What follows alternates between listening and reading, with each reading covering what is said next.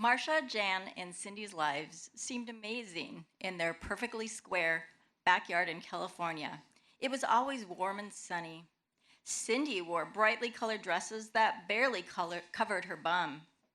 Marcia and Jan donned stylish miniskirts. The girls' legs were never cold, and their problems were easily solved in 30-minute segments.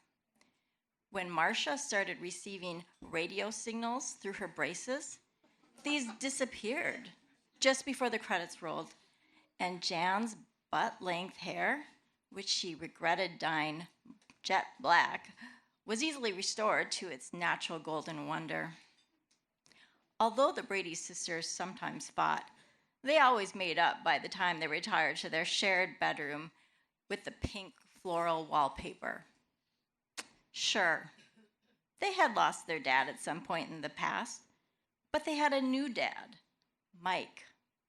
Mike was a dreamy, dark-haired, blue-eyed architect who owned a large mid-century modern house that featured a central stairway with open steps that led to an expansive upper level.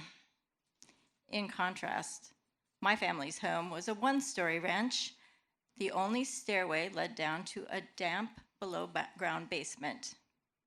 A so-called latchkey kid, I walked home from grade school in hip-deep northern Minnesota snow, praying my older brothers had remembered to return our shared key to its hiding place in the garage. Sometimes I'd spend an hour sitting on the steps waiting for one of my brothers to show up. Mom, a grade school teacher, was not home to greet me, nor did we have a convivial housekeeper smiling at me in a bright blue dress. My dad, an earth science teacher, was preparing the next day's lesson plans at his junior high across the river, and my high school age brothers were at sports practice or after-school jobs. The only one home, a cat my three brothers had named Catboy, long before I could talk, howled at me in his loud Siamese voice. Done sleeping, he was ready to hunt the fields behind our house. With Catboy outside, I was alone. Marcia, Jan, and Cindy had three brothers too, but their brothers were closer in age and joined them in carrying out all sorts of schemes to make their happy mom and dad even more happy.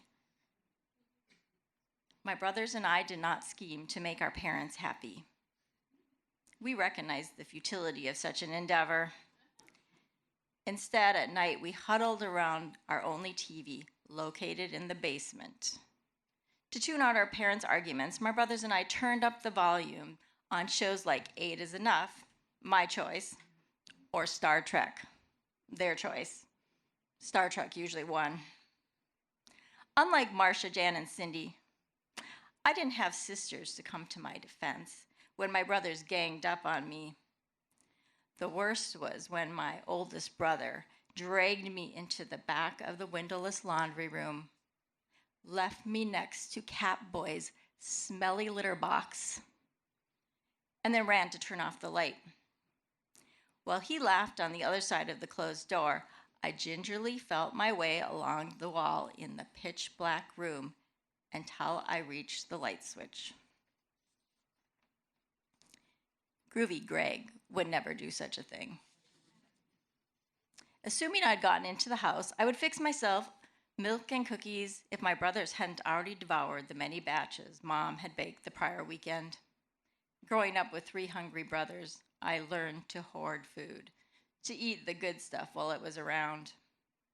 Cookies in hand, I'd descend to the basement where I twisted a small metal knob until click. As the TV warmed up, I turned a larger dial, selecting one of 3 channels, 4 if the wind blew just right. Before settling onto the tweed sofa Catboy sometimes used for sharpening his claws. As perky voices began to sing, "Here's a story," I covered myself with a blanket crocheted by my grandma.